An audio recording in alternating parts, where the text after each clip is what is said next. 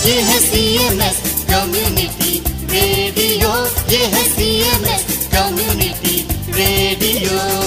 90.4 megahertz पर, 90.4 megahertz पर, ये है CMS कम्युनिटी रेडियो, ये है CMS कम्युनिटी रेडियो।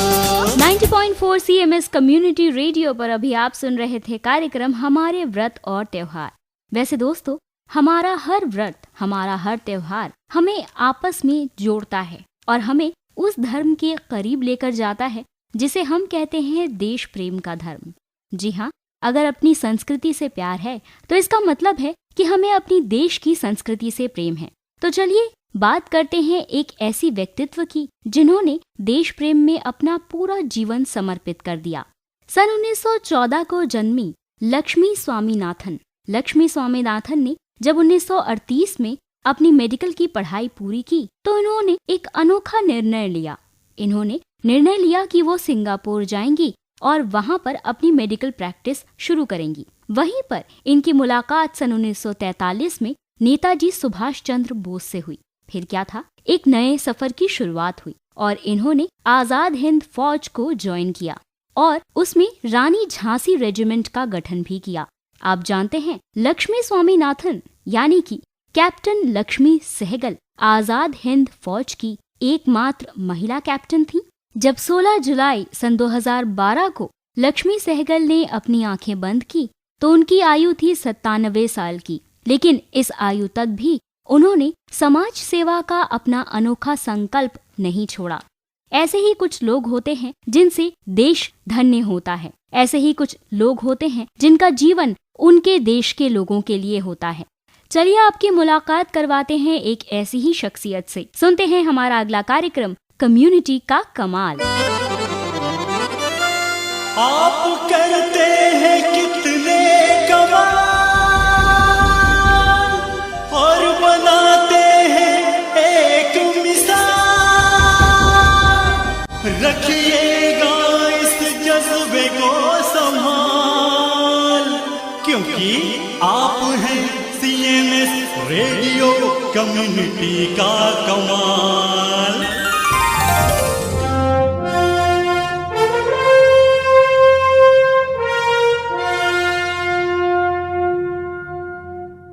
साथियों, आप सुन रहे हैं CMS कम्युनिटी रेडियो 90.4 मेगाहर्ट्ज पर और दोस्तों, वक्त है कार्यक्रम कम्युनिटी का कमाल का।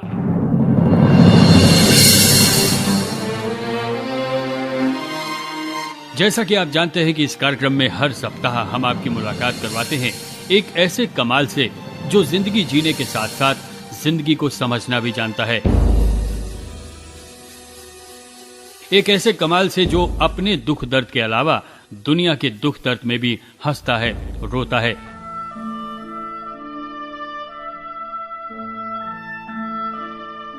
एक ऐसे इंसान से जिसकी जिम्मेदारी कहीं न कहीं अपने आप बना लेता है वो इस समाज के प्रति और करने लगता है कुछ ऐसा जो होता है बहुत खास, बहुत अलग, दुनिया से हटके।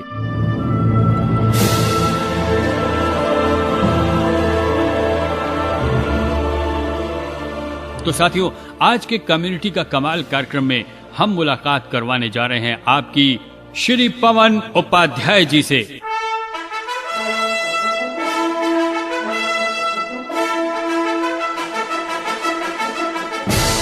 पवन जी, आपका बहुत बहुत स्वागत है कार्यक्रम कम्युनिटी का कमाल में। जी, आपका भी स्वागत है, आपका भी आभार हमारी ओर से। पवन जी के बारे में हम आपको बहुत कुछ बताएंगे और पवन जी से हम बहुत सारी बातें भी करेंगे यहाँ पर, लेकिन मैं सबसे पहले चाहूंगा कि पवन जी खुद एक अपना परिचय हमारे सुनने वालों को बता दें।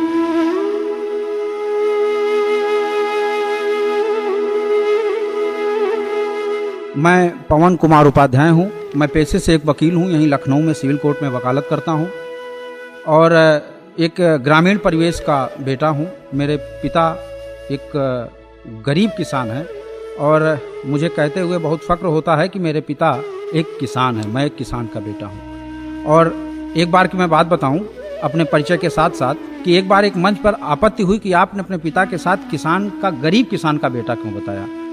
तो मैं ये कहना चाहता हूँ कि मुझे अपने पिता से एक ऐसी विरासत मिली कि जब हम कभी हमारे मस्तिष्क में एक कल्पना बनती है कि गरीब, तो हमको ऐसा लगता है एक ऐसी छवि जिसको हर कोई धकेल सकता है, हर कोई डांट सकता है, हर कोई फटकार सकता है, जिसका जो दिल आया वो कह सकता है। तो मेरे पिता ने मुझे एक ऐसा वो दिया कि एक अट्टाहस दिया। मैं हंस सकता हूँ, मैं अपने को 10 लोगों के काम आने वाली शख्सियत समझ सकता हूँ। इस तरह के तरीके का एक जो मेरे अंदर प्रेरणा मिली वो मेरे पिता ने दी कि एक गरीब भी हंस सकता है, समाज के काम आ सकता है।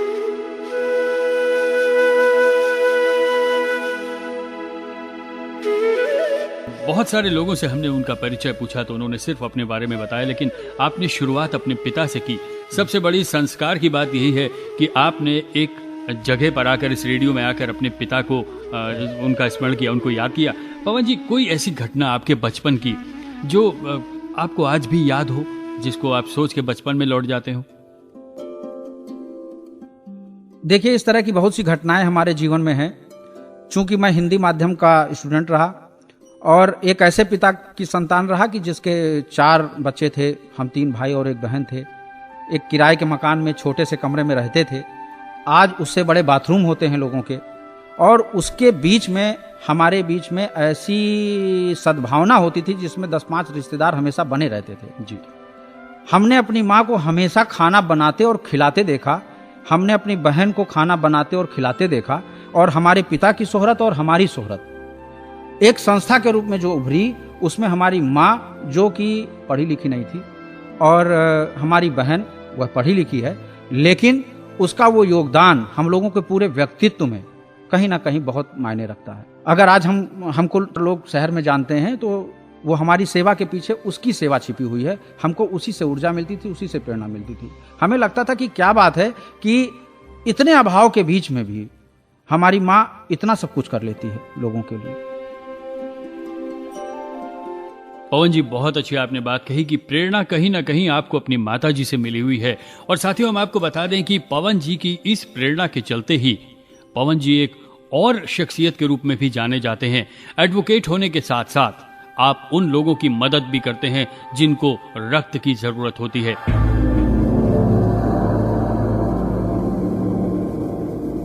एक बड़ी अहम चीज है खून, रक्त, ब्लड, जो सड़क पे बहता है तो इंसानों को मार देता है, लेकिन जब सही तरीके से इंसानों के जिस्म में उसको डाला जाता है तो मर्दों को जिंदगी दे देता है। आइए पूछते हैं पवन जी से कि पवन जी, किस तरह से आपको प्रेरणा मिली थी ब्लड डोनेशन के काम की? देखिए, जीवन में आदमी हर क्षण कहीं ना कहीं किसी न किसी से प्रेरित होता है। हमने कभी भी अपने आदर्श के मानक नहीं बदले। समाज बदला, समाज में बहुत तरीके के परिवर्तन हुए। लोग, आज हम एक ऐसे समाज में जी रहे हैं जो एक बाजार का रूप ले चुका है। हर चीज के पीछे आर्थिकी छिपी हुई है। लेकिन मुझे यह लगता है कि एक ज्योति शेखर की एक पंक्ति याद आती है, वो मेरे जीवन की बहुत बड़ी प्रेरणा है कि सड़क पर चोट खाकर आदमी ही था गिरा, लेकिन गुजरती भीड़ का उससे कोई रिश्ता नहीं निकला। वाह! मैं उस भीड़ में उस व्यक्ति का जिसका कोई रिश्तेदार नहीं है, सड़क पर पड़ा हुआ आदमी, मैं उसका रिश्तेदार बनना चाहता हूँ। मुझे लगता है कि जेब में पैसे होना जरूरी नहीं है, लेकिन आदमी को अगर वो समाज का प्राणी है तो उसको सामाजिक रूप से जरूर समृद्ध होना चाहिए। देश और दुनिया का कोई ऐसा हिस्सा नहीं होना चाहिए कि जहां उसके चाहने वाले और उसके शुभचिंतक ना हो। पवन जी, बहुत आपने भावुक बात कही है कि जब कोई घटना से ग्रस्त हो जाता है और सड़क पे पड़ा होता है तो लोग मुंह फेर के चल देते हैं। आज के इस समय में भी आप लोगों को रक्तदान करवाते हैं, उनकी हर तरह से मदद करते हैं। कोई ऐसी घटना आपको याद है जिसको सोचने के बाद आज भी आप भावुक हो जाते हो? कुछ ऐसा हुआ है कभी?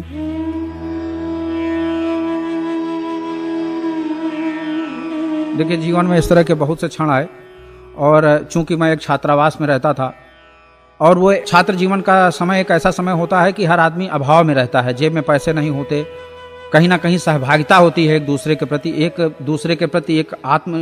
एक निर्भरता होती, आत्मनिर्भरता नहीं, पारस्परिक निर्भरता होती। कहते हैं ना कि वो एक गाना सुना होगा आपने कि हम बने तुम बने एक दूजे के लिए। तो यही हमारे जीवन का स्रोत है। अगर हम एक दूसरे के काम आ सकते हैं तो अच्छी बात है ये। क्योंकि हमें लगता है कि अगर हमारे बीच में कहीं कोई गैप है, कोई दूरी है, तो उसके बीच में कहीं ना कहीं हम उस गैप को अपने सद्भावना से ही दूर कर सकते हैं जी। हम एक रास्ता छोड़ सकते हैं उसके लिए कि जो हमारे बारे में अच्छा नहीं सोचता, लेकिन अगर मैं उसके लिए कुछ ऐसा उसके पीठ पीछे कर जाऊं, कहीं ना कहीं वो उसको चोट करेगी कि अरे यार इसने हमारे इस क्षण में हमको ऐसा किया। तो हमारे मन में एक ये चीज रहती है, मैं किसी राजर्ष परिवार का नहीं हूं, अगर हमारे समाज से हमारी उपयोगिता खत्म हो गई तो इस समाज को हमारी कहीं कोई जरूरत नहीं है। बहुत से लोग आए होंगे जिनको आपने एकदम से ब्लड डोनेट करवाया होगा। ब्लड डोनेट करने का तो हमारा बड़ा रोचक किस्सा है कि मुझे ऐसा लगता है कि आप विश्वास नहीं करेंगे कि जो मेडिकल साइंस कहती है वो ये कहती है कि ब्लड डोनेट करने के लिए 3 महीने का अंतराल चाहिए। जी। ऐसा समय आया है कि हमारे यहाँ बार काउंसिल का इलेक्शन चल रहा था, आज से 5-7-8 साल पहले की बात है। मैं रायबरेली में था, रात के 12-12:30 बजे एक हमारे ब्रजेश सिन्हा जी हैं, हमारे मित्र हैं, उनका फ़ोन आया। उनको अपने किसी साथी की माँ के लिए ब्लड की ज़रूरत थी। उन्हें पता था कि हाँ पवन भाई ऐसे व्यक्ति हैं कि जो ऐसा करते हैं, और तुरंत उन्होंने मुझे फ़ोन किया। मैं चूँकि रायबरेली में था, लेकिन मुझे वो चीज़ खटकी। जैसे ही उन्होंने पूछा कि आप कहाँ हैं, मैंने कहा कि मैं रायबरेली में हूँ, तो उन्होंने कहा अच्छा कोई बात नहीं, और उन्होंने फ़ोन रख दिया। लेकिन मुझे लगा कि रात में 12:30 बजे 1 बजे अगर कोई आदमी फ़ोन कर रहा है तो आपका हालचाल लेने के लिए फ़ोन नहीं कर रहा है, कहीं ना कोई एक अपेक्षा है जो किसी संकोच में वो कहने से रह गया। जी। मैंने उन्हें जोर देकर तुरंत फ़ोन किया और पूछा, हमने कहा भाई क्या बात है? तो उन्होंने बोला कि कुछ नहीं। तो उन्होंने बड़े संकोच के बाद, मेरे बहुत ज़बरदस्ती करने के बाद बताया कि एक अपने मित्र हैं, उनकी माँ एडमिट हैं और उन्हें ब्लड की ज़रूरत है। तो हमने कहा ब्लड की ज़रूरत है तो मैं 1 घंटे में भी आ जा रहा हूँ। और मैं वहाँ से चला और डायग्नोस्टिक सेंटर फैजाबाद रोड पर है, मैं वहाँ पहुँचा। और वहाँ पहुँचने के बाद उसने कहा कि आपने सवेरे से कुछ खाया है? तो मैंने कहा कि हाँ भाई, बिना खाए पिए थोड़ा, जबकि ये मेरा दिल जानता है कि मैंने झूठ बोला था। हमें इतनी फुर्सत ही नहीं थी कि किसी के घर गए तो चाय वाय अगर पी लिया तो पी लिया, बाकी कुछ खाया पिया नहीं था। और ये मेरी अंतरात्मा जानती है कि मुझे अगर ये लगता है कि मैं स्वस्थ महसूस कर रहा हूँ तो मेडिकल साइंस कुछ भी कहती रहे, मैं नहीं मानने को तैयार हूँ। मैं अमर होके नहीं आया हूँ। अगर किसी को कुछ देते हुए मेरी मौत हो जाती है तो ये तो मेरे लिए बहुत बड़ी उपलब्धि होगी। तो मैंने उनको ब्लड दिया और उसने पूछा कि, हमने कहा यार मैं दिन भर दौड़ा धूपा हूँ तो मुझे वो अगर हो सके तो मेरा ब्लड ले लो और मुझे जाने दो। तो उसने कहा नहीं, वो कुछ टेस्ट होते हैं, वो टेस्ट होने के लिए 2 घंटे का समय अंतराल होता है। मैं घर जाना चाह रहा था, चूँकि थकान तो थी। तो उन्होंने कहा नहीं 2 घंटे आपको रुकने पड़ेंगे। हमने कहा भाई 2 घंटे मुझे मत रोको, मेरा ब्लड ले लो, अगर वो काम का होगा तो रख लेना, नहीं काम का होगा तो किसी प्रेमी प्रेमिका को दे देना। वो एक दूसरे से हमारे खून में डुबो के चिट्ठियाँ लिखेंगे और कम से कम ये कहेंगे कि हाँ भाई। तो उसने हमको बड़े हतप्रभ होके देखा, कहा कि आप इतने जीवंत आदमी हैं, आप इस तरह की बात कर रहे हैं। मैंने कहा यार खून है, किसी ऐसे आदमी को मत देना जो हमको शर्म आवे, मेरे खून को शर्म आवे कि कहाँ आपने हमको दे दिया। लेकिन अगर कोई भी ज़रूरतमंद है और वो किसी भी काम का नहीं है तो आप जो चाहिएगा उसका वो करिएगा, लेकिन हमारी देने की जो भावना है वो दीजिएगा। और मैंने उनकी माता से कहा, हमने कहा भाई साहब आपकी माता जी देखिएगा ये ब्लड जाते ही स्वस्थ हो जाएंगी, ये पूरी तरीके से एक बड़े ही आत्मविश्वास वाले बड़े सात्विक व्यक्ति का खून है। और आप विश्वास नहीं करेंगे, उसके 2 साल तक उनकी माता जी और जब बीच में 2-2 बार उनको जरूरत पड़ी ब्लड की तो रात में मुझे ही बुलाते थे। अच्छा, ये सोचिए। पवन जी, बहुत बड़ी बात है जो आपने कहा कि इस तरह से आप लोगों की मदद करते हैं। ये बताइए कि कितने लोग, आपकी एक चेन होगी, कई लोग ऐसे होंगे जो आपके साथ होंगे जिनको आप फ़ोन करते होंगे और वो फ़ौरन ब्लड देने के लिए आ जाते हैं? हाँ, इस तरह के हमारे दोस्त लोग हैं। दरअसल में ऐसा होता है कि ये बात एक समुदाय जैसी है जी। और जो लोग जैसे होते हैं उनके साथ उस तरह के लोग जुड़ते चले जाते हैं।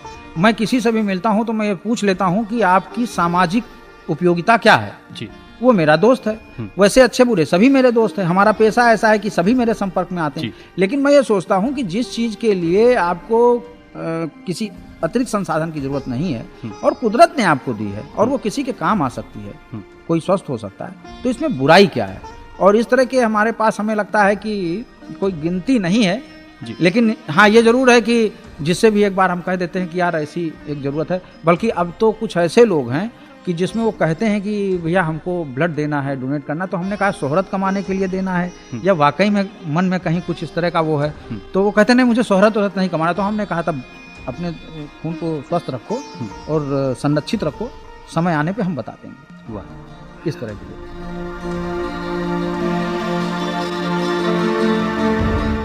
पवन जी, अब कहते हैं कि खून का रंग एक होता है, हर जिस्म के अंदर दौड़ने वाला रगों में खून जो होता है वो एक ही रंग का होता है। फिर भी लोग आज जाति, मजहब, तो क्या मतलब ब्लड देते समय आपने कई बार ऐसी चीज़ों का सामना किया होगा?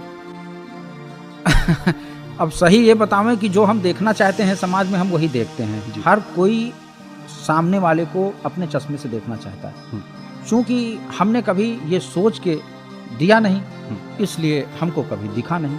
लेकिन एक बात कुछ इन शब्दों में मैं कहूँ कि पहले हमने घर बना के फासले पैदा किए, फिर उठा दिए और दीवारें घरों के दरमियाँ। और कितनी दीवारें उठी हैं एक घर के दरमियाँ कि घर कहीं गुम हो गया दीवारों घर के दरमियाँ। क्या बात। तो हमारा कहना यह है कि किसी जात, किसी धर्म, किसी मजहब के नाम पर अगर हम इसका वर्गीकरण करें तो हमें नहीं लगता, क्योंकि कुदरत ने हमें रंग एक दिया है, रूप एक दिया है, भाषा शैली एक जैसी ही दी है। हमने अपनी सुविधा के अनुसार उसको अलग अलग सांचे में ढाल दिया।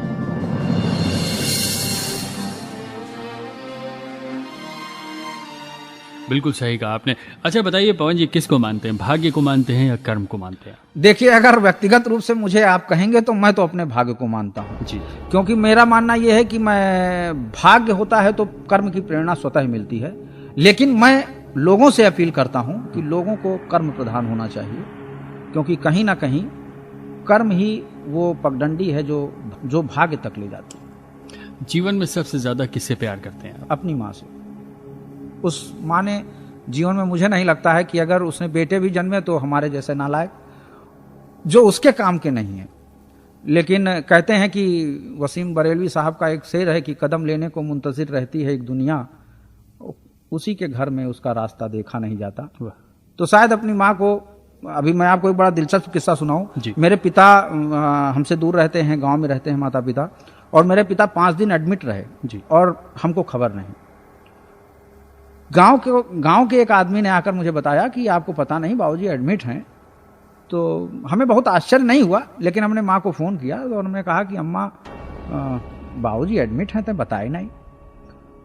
तो माँ ने कहा बाबू मन मना की रहे हैं। तो हमने कहा ये तो हम जानते हैं कि कहीं उन्होंने, हमने कहा हुआ क्या था, उन्होंने कहा कि बाबूजी को खून की कमी थी। अरे, तो मैंने कहा दुनिया भर में मैं अपना खून बांटता हूँ, मेरे पिता को खून की कमी हो गई।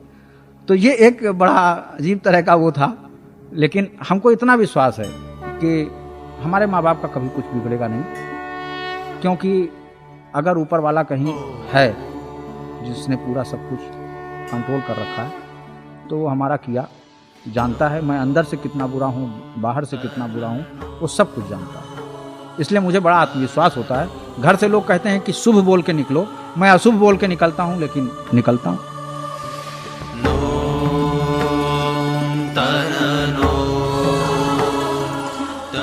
पवन उपाध्याय, एक शख्सियत बात कर रहे हैं साथियों कम्युनिटी का कमाल कार्यक्रम में। पवन जी, क्या सपने हैं आपके? कोई बड़ा ख्वाब देखते हैं आप? कोई ख्वाब नहीं देखा, सच बात तो ये है, लेकिन इतना जरूर चाहता हूँ कि अगर सड़क पर कोई आदमी निकल रहा है तो वो बेखौफ निकले और एक दूसरे के प्रति एक सद्भावना हो। कोई कहीं चोट खाकर अगर गिरा हुआ है तो लोग उसके रिश्तेदार बन जाएं। यही सब हमारी परिकल्पना में है। ना मैं कोई बहुत समाज सुधारक बनने के लिए पैदा हुआ हूँ, मैं कोई सामाजिक, मतलब मैं एक संस्था के रूप, मैंने आज तक ना कोई संस्था ना कुछ, बहुत से चार्म होते हैं, लेकिन हमको आप रिक्शे पे भी देख सकते हैं, हमें आप पैदल भी देख सकते हैं, हमें आप किसी विशिष्ट जगह भी देख सकते हैं। और मुझे कोई इस बात का कभी गुमान भी नहीं रहा कि ये अमुक व्यक्ति मुझे जानता है, ये अमुक व्यक्ति मुझे नहीं जानता है। मैं बहुत आम साधारण की तरह आदमी बन के रहना चाहता हूँ। बस ये है कि इंसान को इंसान बनने की, जैसे मैं एक बात कहता हूँ अक्सर कि इस देश को एक बड़े वकील की ज़रूरत नहीं है, इस देश को एक बड़े जज की ज़रूरत नहीं है, इस देश को एक बड़े डॉक्टर की ज़रूरत नहीं है, इस देश को एक बड़े नेता की ज़रूरत नहीं है, लेकिन इस दुनिया को एक अच्छे इंसान की बहुत ज़रूरत है। सबसे पहले एक अच्छा इंसान बनना बहुत ज़रूरी है। पवन जी ने बिल्कुल बहुत अच्छी बात की। और सबसे बड़ी बात साथियों कि अपने बारे में बताते हुए कितना ही ईमानदारी से आपने बता दिया कि मैं क्या हूँ, मैं कौन हूँ। पवन जी, कोई आप तक पहुँचना चाहे, जितने लोग अभी ये कार्यक्रम सुन रहे हैं, खुदा न करे, भगवान न करे, लेकिन कभी मुसीबत किसी के दरवाजे पर भी दस्तक दे सकती है। कोई आप तक पहुंचना चाहे, किसी को, अपने किसी खास को, प्रियजन को बचाने के लिए ब्लड की चंद बूंदों की या यूं कहें कि कुछ रक्त की आवश्यकता हो, तो कैसे वो पवन उपाध्याय को ढूंढ सकते हैं? देखिए, मेरा फ़ोन नंबर है 9415765437। मैं रिपीट कर दूं, 9415765437। ये एक ऐसा नंबर है जो मेरी सांस के साथ ही रुकेगा। लोग मुझे परेशान करते हैं, उसके बावजूद भी ये नंबर बंद नहीं होता। यही एक ऐसा नंबर है। और दूसरी चीज़ है कि मैं अलीगंज में रहता हूँ जी। चौधरी टोला पुरनिया रोड, एक पुरानी आबादी है, चौधरी टोला पुरनिया रोड, अलीगंज, लखनऊ जी। और मुझे लगता है कि वह पता छोटा पड़ जाएगा अगर आप कहेंगे कि मुझे दिल से याद करिए कि मुझे पवन उपाध्याय के घर जाना है, तो मुझे लगता नहीं है कि आप पहुंच नहीं पाएंगे। साथियों, यूं ना हो कभी कि आपके पास मुसीबत आए, फटके भी, लेकिन अगर कभी मुसीबत आती है और आपको जरूरत पड़ती है उस खून की जो बचा सकता है एक जिंदगी को, तो आप बेझिझक पवन उपाध्याय के नंबर पर डायल कर सकते हैं, इनके दरवाजे को खटखटा सकते हैं और या फिर इनको याद कर सकते हैं, जैसा अभी इन्होंने कहा। चलते चलते हम पवन जी आपसे रिक्वेस्ट करेंगे, हमारे सुनने वालों के लिए एक संदेश आप दे दें, क्योंकि आप एक ऐसी शख्सियत हैं जो बहुत कुछ कर रही है समाज के लिए। देखिए, आप हमें इतना प्यार करते हैं हर्ष भाई साहब कि मुझे शख्सियत की तरह देख रहे हैं, लेकिन मैं गे की इन पंक्तियों के साथ कि गहन सघन मनमोहक वंतर मुझको आज बुलाते हैं, किंतु किए जो मैंने वादे मुझको याद आ जाते हैं, अभी कहाँ आराम बदा ये मुख निमंत्रण छलना है, अभी तो मुझको मिलो मुझको चलना है। बस यही मेरा संदेश है कि भगवान हमें इतना सामर्थ्य दे कि हमारा ना हौसला थके ना टूटे। अभी तो मुझको मिलो मुझको चलना है। और साथियों, हम ऊपर वाले से दुआ करेंगे और हम अपनी सभी शुभकामनाएं देंगे कि पवन जी मिलो नहीं, सदियों यूं ही चलते रहें, क्योंकि जिन लोगों को जरूरत पड़ती है इनकी, वही जानते हैं कि पवन उपाध्याय क्या है।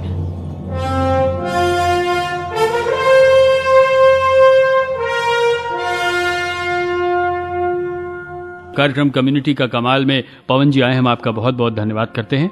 धन्यवाद आपका भी भाई साहब और आपके इस पूरी संस्था का। और साथियों, अब इसी के साथ हम एक बार फिर आपसे ये कहते हैं कि कोशिश कीजिए और सीखिए पवन जी की बातों से कुछ। अगर कोई मुसीबत में है, सड़क पे गिरा पड़ा है, घायल है या परेशान है, तो आगे बढ़ के उसकी मदद कीजिए। ये मत सोचिए कि क्या होगा, सिर्फ उस जिंदगी को बचा लीजिए जो कहीं ना कहीं मौत के मुंह में जाने को बैठी है तैयार। आपकी थोड़ी सी मदद हो सकता है, किसी की जान, किसी की जिंदगी को बख्श दे, बचा दे और एक परिवार फिर से खुशहाल हो जाए। पवन जी, बहुत बहुत धन्यवाद आपका। धन्यवाद।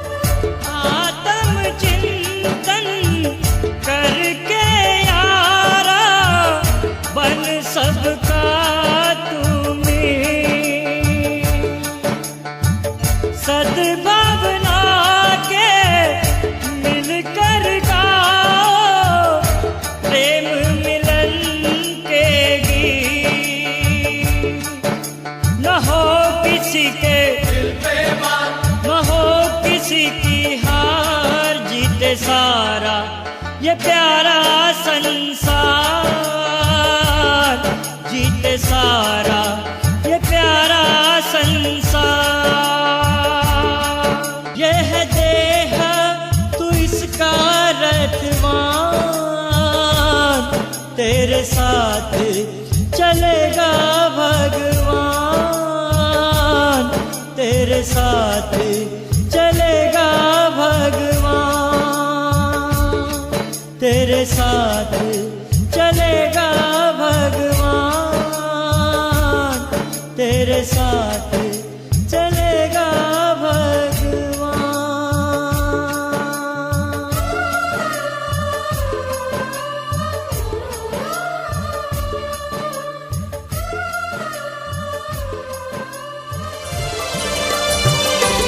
कम्युनिटी को दिलाया सम्मान, या शिक्षा का फैलाया ज्ञान, अपनों को दिलाया मान, या सूखे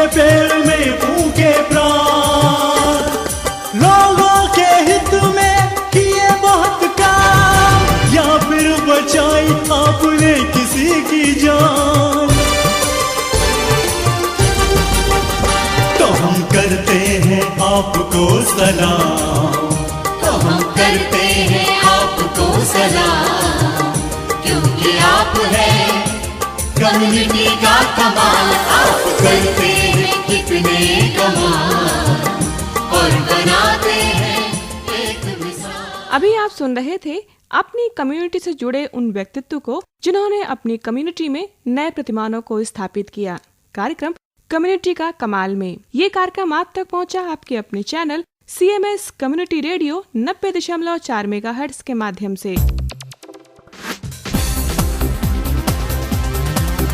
ये है CMS कम्युनिटी रेडियो।